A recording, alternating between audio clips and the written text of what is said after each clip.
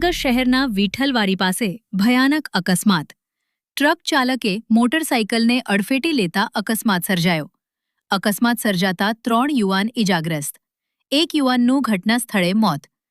ઇજાગ્રસ્તને સારવાર માટે હોસ્પિટલ ખસેડવામાં આવ્યા. અકસ્માત કેવી રીતે સર્જાયો તેનું કારણ. અંકબંધ અકસ્માત સર્જાતા ઘટના સ્થળે પોલીસ પહોંચી આગળની કાર્યવાહી હાથ ધરવામાં આવી. Zahid Syed, reporter, 24 news, Bhavnagar.